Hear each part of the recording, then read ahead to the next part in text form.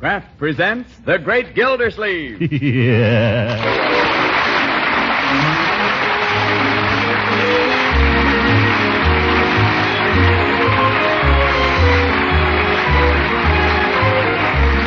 The Kraft Cheese Company, who also bring you Bing Crosby every Thursday night, present each week at this time Harold Perry as The Great Gildersleeve, written by John Whedon. We'll hear from The Great Gildersleeve in just a moment. I'm sure you've all noticed how everybody has pitched in since last December 7th, working harder than ever before. No, it didn't take us Americans long to see we had to work to win. Yes, and hard work burns up lots of energy that has to be replaced by the food we eat. So I'm sure you'll want to know about a wholesome energy food that your family is sure to like. That food is delicious Parquet margarine, the economical spread for bread made by Kraft, and it's one of the best energy foods you can serve. What's more, Parquet is a reliable year-round source of important vitamin A. Yes, Parquet margarine is mighty good for you, and you'll find it's mighty good tasting, too. Parquet is the margarine that tastes so deliciously good you'll really want to serve it.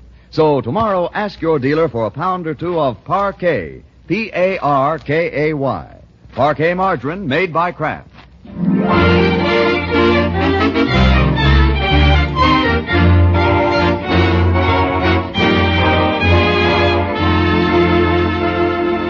And now let's join our friend, the Great Gildersleeve, who stands this morning on the threshold of a new career.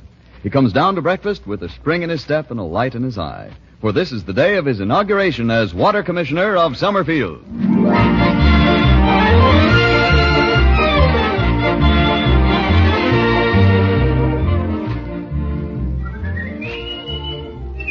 Ready now. Here he comes.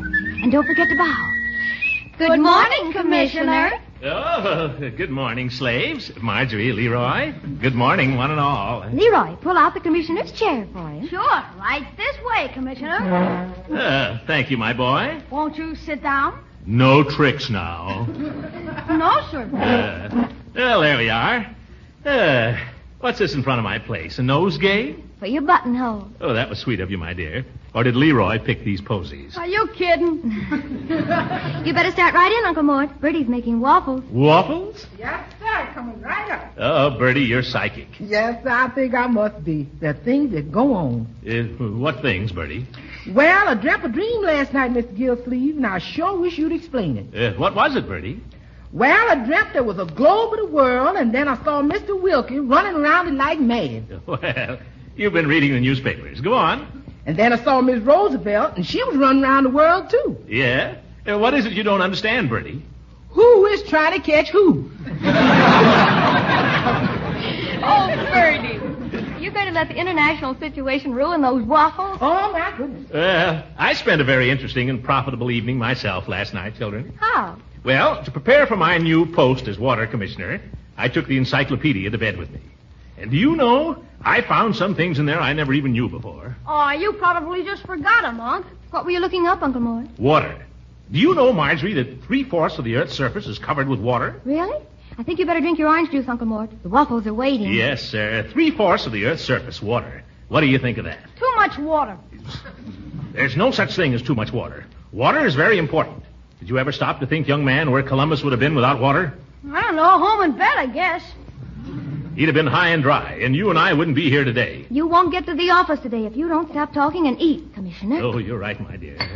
Bertie, if those waffles are ready, I am. Coming right up, Miss Gildersleeve. Water, yes, water is very important. People don't appreciate water. Here you are, Miss Gildersleeve. Bertie, do you know what James Watt couldn't have invented the steam engine without? No, sir. Water. Is that a fact? Absolutely. It's lucky they gave him some.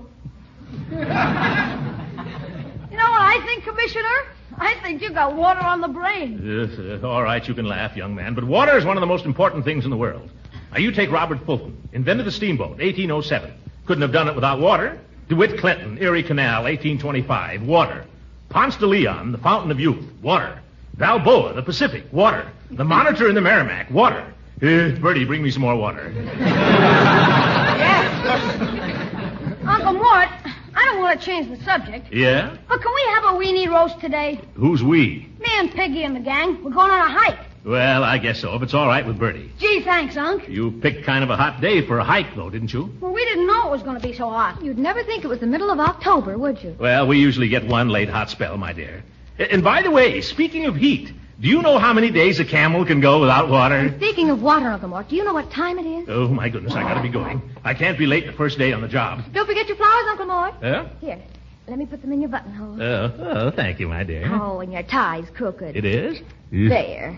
And what about your handkerchief? Right in my pocket. Oh, it should stick out a little. Oh. Now, you look more like a water commissioner. Oh, thank you, my dear. Well, you're all set, I guess. Good luck. Yeah, good luck, Unc. Thank you. What is it? Have you forgotten something? No, I was just wondering. Wondering what? What on earth does a water commissioner do?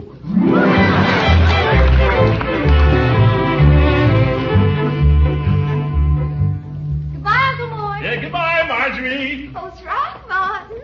Good morning, Mrs. Ransom. Are you leaving so early? As a matter of fact, I'm not early. I'm late. Well, I won't keep you then. I just came over to wish you success. Oh, thank you. And to bring you a flower for your buttonhole. Oh, but I see you've already got one. I guess some other gal... There's always room for one more. Flower, I mean.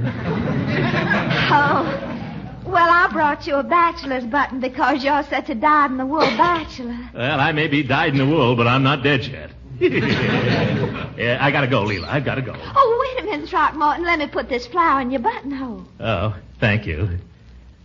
Oh, Leela, Yes, Throckmorton. did you know that a cubic foot of water weighs 62.5 pounds?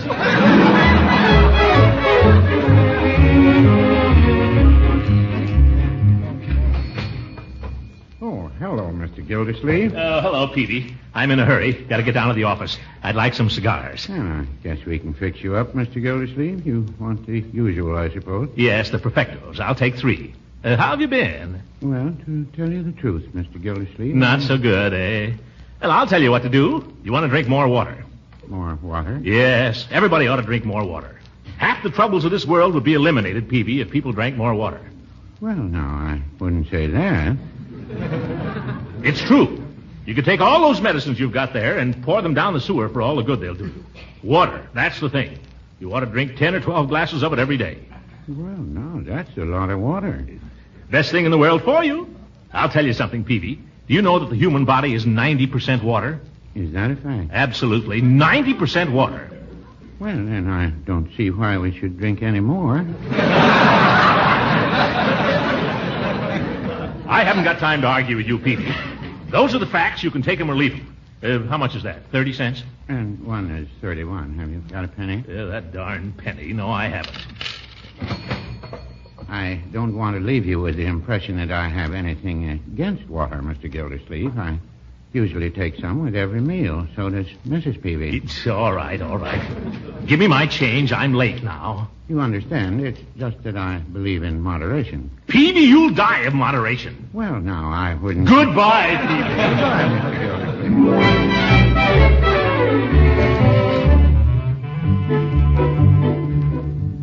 Pardon me. Could you tell me where the office of the water department is? Right down the hall. You see where that fellow's painting the name on the door? Oh, yes. Much obliged.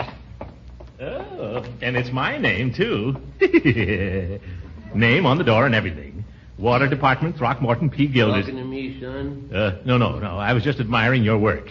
Oh, well, it ain't art, maybe, but it's a living, sort of. Yes, there's just one thing. I'm afraid you've made a slight error. Maybe you could do it better. Oh, no. I have no fault to find with your technique. It's the spelling. There's another E in Gildersleeve. Well, don't tell me. This is the way she gave it to me. But I happen This to... is the way she gave it to me. I've got it on a piece of paper. I got it on a piece of paper, too. My birth certificate. I don't know about that, son. This is the way she spelled it. If you got any complaints, you'll have to take it up with her. Her? Who's her? Oh, old hatchet face inside. Yeah. Boy, I've met some bossy dames in my time. Even married one. But that old battle axe takes the marbles. We'll soon see who's running this department. Can I get through here? Don't smear it now. Miss, madam. I'll be with you in just a moment. Oh, excuse me. You'll find an application form there on the counter. Just fill it out. But I don't want I'm to... sorry, that's the rule. No service without an application. You don't understand. My name is... Name on the first line, please. Last name first, then first name and middle initial. Look, is this the water department? That's right. There'll be a deposit of $2, which will be deducted from your first month's bill. My dear woman, do you see this door? Oh! Oh, no, you went and spoiled it. Sorry. You see that name? Throckmorton P. Gildersleeve? That's me. Won't you come in, Mr. Gildersleeve? Thank you. If you'll follow me, I'll show you to your office. Well, nice little layout here. Small, but cozy. I beg your pardon. I said it was cozy. Oh. Maybe I'm wrong. Allow me to introduce myself. I'm Miss Fitch. Oh, how do you do, Miss Fitch? I've been 33 years with the water department and never missed a day. That's a shame. I think you ought to get a day off. May I assure you of my every cooperation? If there's anything you want, please ring for me. I've cleared out the desk. You'll find a coat closet and wash basin in there. The phone works on a buzzer. I go to lunch at 12:30. Oh, Miss Fitch, just a moment. Yes? Who's the old geezer in the picture there? He was Summerfield's first water commissioner. Oh. Funny-looking old coot, wasn't he? He happened to be my father. You. I'm sorry. The picture probably didn't do him justice. Well, it wasn't all that it might have been. Miss Fitch, Yes? don't leave me alone in here. I'm afraid I don't understand. I'm new here. I don't know the first thing about this. What do I do? Do? Yes, now that I'm commissioner, shouldn't I be doing something? Mr. Clanahan never did. He always left things to me. I always suspected Clanahan of that. I'm sorry, Mr. Gildersleeve. If my services are not satisfactory, I shall be glad to tender my resignation. Oh, no, I didn't mean that. You're perfectly satisfactory, Miss Fitch. You're wonderful. It's just that, if I'm commissioner, I think I ought to be doing something. Going over the bills or something. Well, it's never been handled that way. But if you insist, I've been getting up a list of the delinquents. Delinquents? You mean people who haven't paid their bills? Yes. Oh, let's have a look at that. That ought to be fun. I'll bring it in. Thank you. Where is he? Where's Gildersleeve? Just a moment, please. Did you wish to see someone? Yes, and there he is. Gildersleeve. Hello, Judge. How did you get in? I walked in.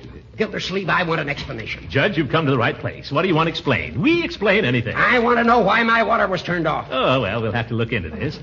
Water turned off, eh? You know darn well it was turned off. I'll have to take this up with our Miss Fitch. I'll ring for her. Sit down. I don't want to sit down. All right, stand up. I don't want to stand up. You don't have to put on this act with me, Throckmorton. I know what's back of this. It's spite, pure and simple. Now, Judge, there isn't an ounce of spite in my whole nature, and you know it. Yeah, you're just like every other small-time politician. The minute you get a little authority, you start making a petty nuisance of yourself. I'll tell you what's wrong with you, Gildersleeve. You're drunk with power. Did you want me, Mr. Gildersleeve? Oh, yes, Miss Fitch. Have you that list of people who haven't paid their bills? Yes, right here. You sure you're not just a teensy bit delinquent, Judge? Are you accusing me of not paying my bills, Gildersleeve? There's such a thing as libel, remember? I'm not accusing you of anything, Judge. Let's look at the record. Of course, there might have been some mistake. Not with our Miss Fitch. I mean, it might have slipped my mind. Oh, starting to crawl, eh? Let's see. E, F, G. Oh, here are the H's. And lo, Judge Hooker's name led all the rest, with $11.86. Is that right, Miss Fitch? That's right, Mr. Gildersleeve. And Mr. Clanahan's last instructions were to stop service on all unpaid bills. Oh, Clanahan. That explains it. No, Judge. The $11.86 explains it. Well, get somebody over there and have the water turned on right away, will you? Glad to, Judge, the minute you pay up. As a matter of fact, Gildy, I haven't got the cash on me. It's Saturday. The bank's closed. Tell you what I'll do. I'll put a check in the mail Monday. Good. We'll be glad to resume service as soon as we receive it. You mean you're going to let me go without water all weekend? Sorry, Judge. It's got to be on the line. But you know my credit's good, Gildy. It was an oversight. I'm sorry, Judge, but this is a public office, and I propose to discharge it without fear or favor, especially where you're concerned. All right, Gildy. I won't forget this. The man is drunk with power. The old goat. I guess that'll teach him a lesson. Did you mean what you said, Mr. Gildersleeve, about no favors for anyone? Of course I meant it, absolutely. If they don't pay up, shut off their water. Why? Because, well, have you looked at that list under the G's? Under the G's? Under the G's. Oh, my goodness, Gildersleeve.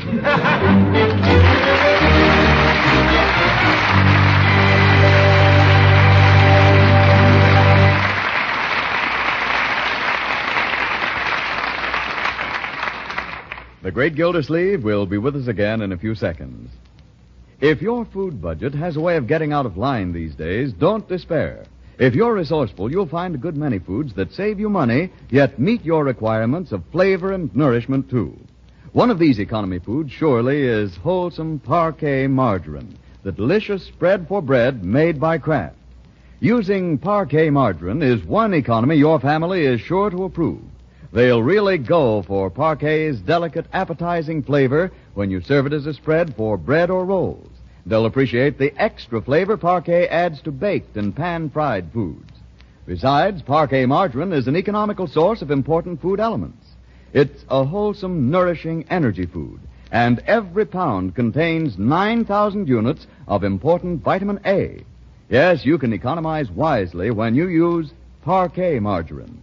So why not give it a try in your household? Tomorrow, sure, ask your food dealer for Parquet. Parkay. Parquet, the margarine that's made by Kraft.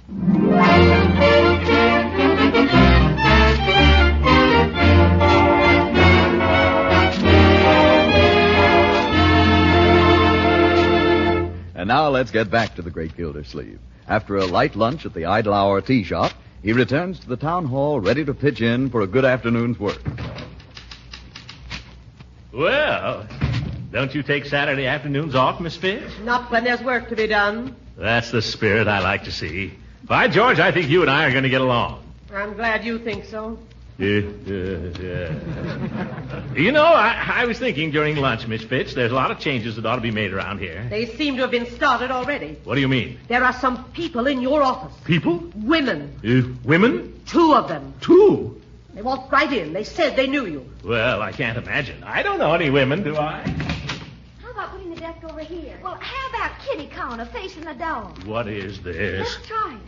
Oh, Uncle Mort, help us move the desk, will you? Yes, you're so strong. We could hardly budge it. Well, wait a minute. What's going on here? We're going to fix up your office for you, Uncle Mort.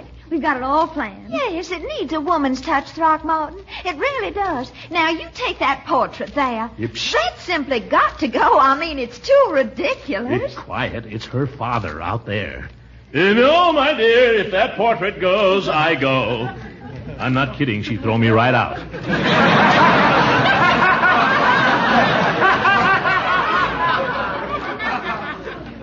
And sit behind the desk, Uncle Mort, so we can see how you look in the corner. Look, I've got work to do here. Oh, it won't take a minute, Throckmorton.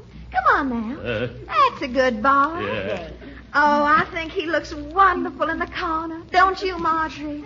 Yes. Yes, he does. I think we ought to let him stay there.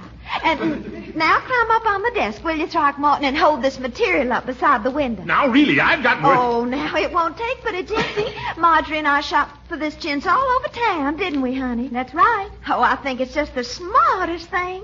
Now, climb up. That's right. And hold it up high. Is this high enough? Yes, Miss Fitch. Mr. Powers of the Indicator Vindicator to see you. Oh, my goodness. He probably wants to interview me. Let me get down off of here. Let me down off of here. Let me give you a hand, Mr. Gildersleeve. Oh, hello, Mr. Powers. Doing a little fancy work? Yeah. Up to Daisy. Mr. Powers, you know Marjorie, my niece. Yes, indeed, yes. And Mrs. Ransom. Well, how do you do, Mrs. Ransom? How do you do? Oh, I think newspapers are so fascinating, Mr. Powers. I've been intending to subscribe to your publication right along. Well, always glad to welcome a new subscriber. Yes. Oh, but somehow every time the boy comes around, seems like I haven't got my handbag with me. Oh, is that so? Well, I'm sorry you have to be going, ladies. Yes, we really must. Oh, must we? Miss Fitch will show you out, won't you? Gladly. Goodbye, Uncle Mort. Goodbye.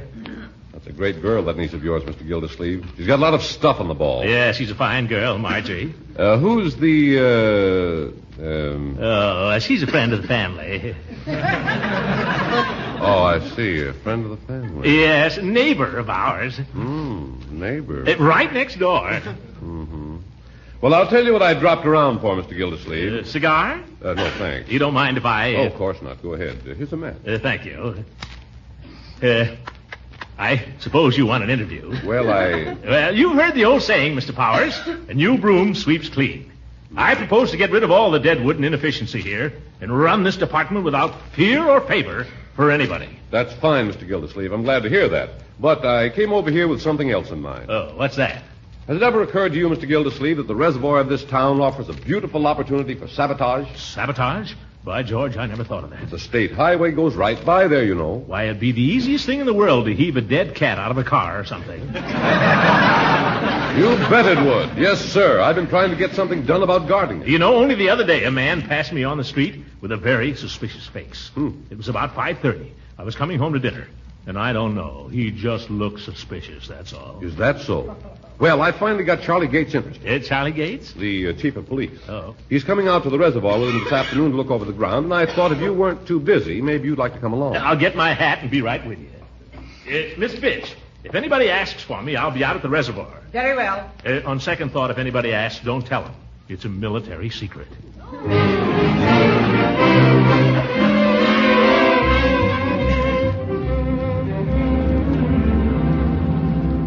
You see how easy it would be, Chief. Up around the next bend here, the road isn't 20 feet from the reservoir. I know that. You don't have to tell me that. Just a question of man. I haven't got the force to do it. Well, maybe we ought to call for volunteers then. You know, like fire watchers. Yeah, water watchers. Wait a minute. Stop the car. Huh? Why, what's up? There's somebody down there right now. What? Well, he's right. 4 or 5 of them, right down by the water. In the reservoir? Where? I can't see them. Hey, where are you? Don't move. I got you surrounded. Don't get him, Chief. I'll stay here and guard the car. They're running for it. You'll never catch them. Huh? Uh-oh. One of them jumped in the water. Drag him out of there, Chief. Drag him out. He's got him. Can you imagine that? Polluting the reservoir. He ought to get 10 years for that. He certainly should. I'm going to see that there's a penalty for this if there isn't one already. Say, it's only a kid. Huh? And he's naked. But they're all kids. I bet they've been swimming. Swimming? Let go of me! Let go! You can't do this to me! I have to lose this reservoir! Leroy! Hey, I'll tell this big lug to lay off me. Get your clothes on, young man.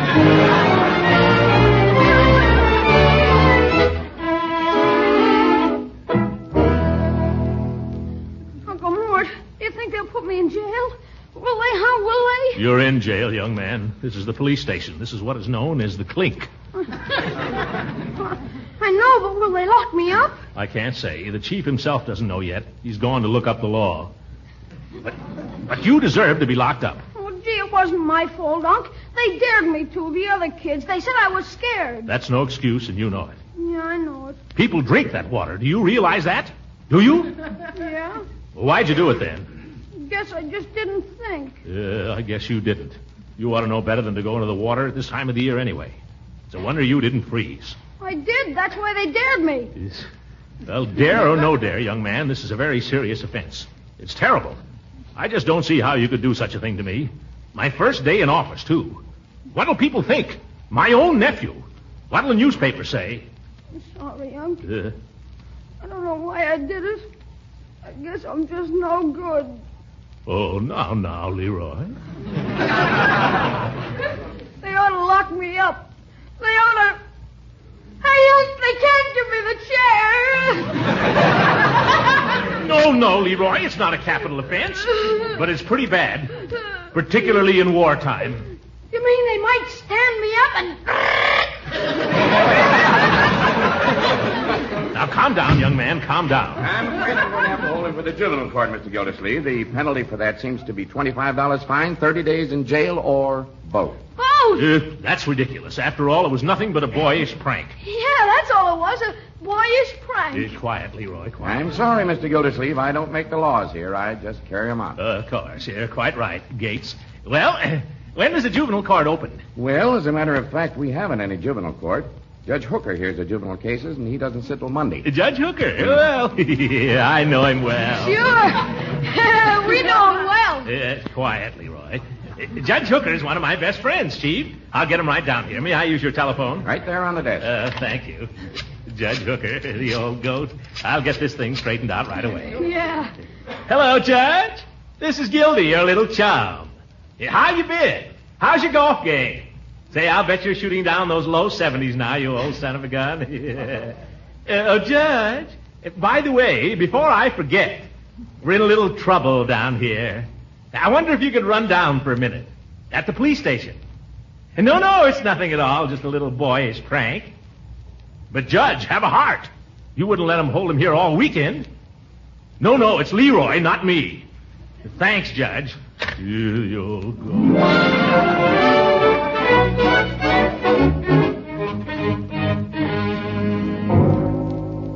I object. The court is prejudiced. Quiet. Turning off the court's water has nothing whatever to do with this case. Nothing has been said about turning off the court's water. No, but I know what you're thinking. And let me say this, Judge. I propose to conduct my office without fear or favor. I ask no favors, and I give none. Hey, Unc, take it easy. Be quiet. I shall be pleased to have the court's water turned on. Again, as soon as the court pays the $11.86 it owes, and not before. Is the gentleman quite through? Quite. I should like to point out in the first place that the court is not on trial here. Young man, you plead guilty, do you not? Yes, Judge. I mean, Your Honor. The evidence is quite clear. In this case, as in so many others that come before this court, the fault lies not at the door of this innocent minor, but with those entrusted with his upbringing. Why, you... Quiet. It's hardly to be expected that a child of his tender years, brought up in such a deplorable environment, would escape entirely unscathed. Oh, you old goat. That's libel. Quiet. Yes. You the circumstances, young man. I fine you $25 in costs. What? However, I will suspend the sentence on the fine. Well, that's big of you, Judge. But not on the costs. Costs? What's that? My time and inconvenience in coming down here. What does that amount to? Exactly $11.86. Take it and turn on my water. Oh!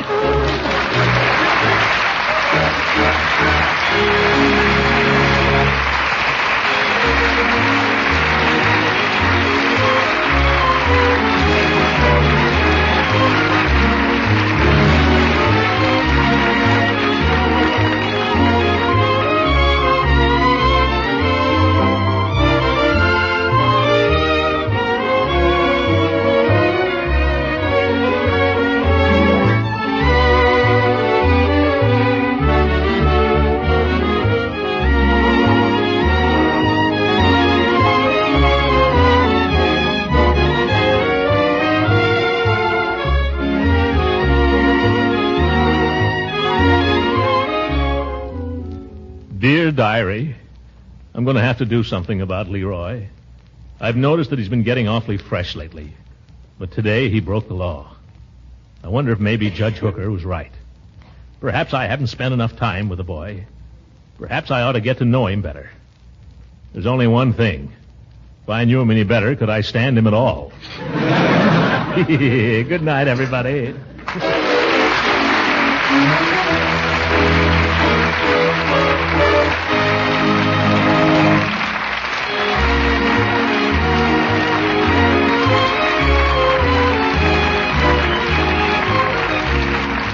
Music heard on this program was composed and conducted by Billy Mills. This is Frank Lingman speaking for the Kraft Cheese Company and inviting you to tune in again next week for the further adventures of the Great Gildersleeve. Chilly autumn weather calls for hearty meals even if you haven't all the time in the world to prepare them. That's why it's mighty handy to have a package or two of Pabstet around. Yes, Pabstet, the delicious golden cheese food of 100 different uses. You see, it's no trick at all to whip up rarebits, soufflés, all kind of cooked cheese dishes if you use Pabstet, because it melts so smoothly and blends right in with other foods. You like making sandwiches and snacks with Pabstet, too, because it slices and spreads so easily. Altogether, you'll find countless ways to use Pabstet for tasty, time-saving meals. Nourishing meals, too, because Pabstet is a reliable source of food energy, milk protein, the milk minerals, calcium and phosphorus, and important vitamin A. So keep Pabstet on hand. Your food dealer has it in the distinctive round, flat package. Yes, tomorrow ask for Pabstet, Pabst-ETT, the delicious golden cheese food of 100 uses. This is the National Broadcasting Company.